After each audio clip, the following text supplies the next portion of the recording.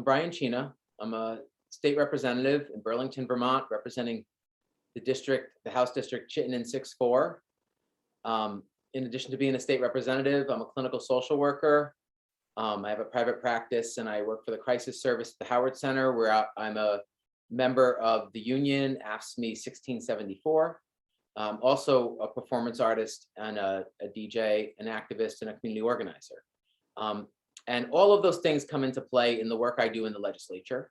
During the 2021 legislative session, the leadership of the Vermont General Assembly decided that action needed to be taken towards reform of the pension system for state employees and teachers.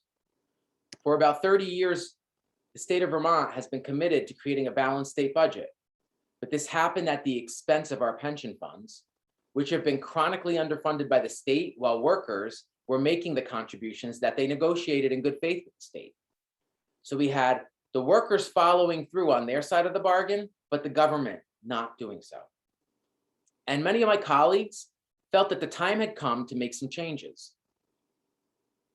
But instead of partnering with the unions who represent the workers, a small group of legislators met behind closed doors to construct a proposal that would ask the workers to increase their contributions while losing benefits.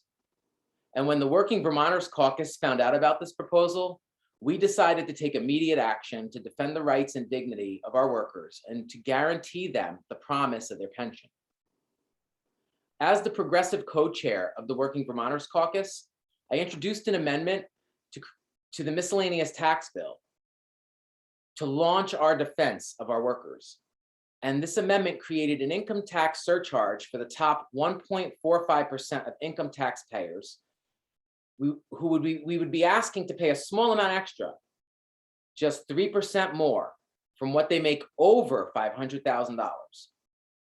But the millions and millions of dollars that we would capture from that surcharge could be directed, and that revenue could be directed towards fulfilling the state's obligation to the pension fund. So this amendment combined two of our core progressive principles, asking those who have benefited the most from our extractive economy to give back to the greater good, and protecting and respecting the rights of the workers on whose backs this economic system has been built. And although this floor amendment failed to pass, it succeeded in setting the stage for a different pathway forward on the pensions issue.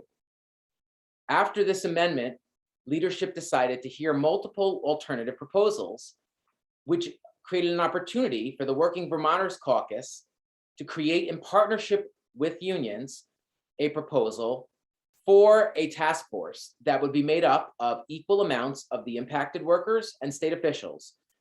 And that task force would be empowered with creating a plan to reform the pension system.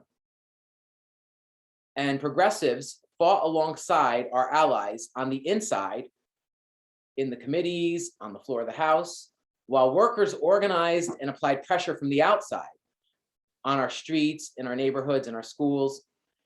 And eventually, the General Assembly passed legislation which created a pension benefits design and funding task force, which has been meeting over the past few months.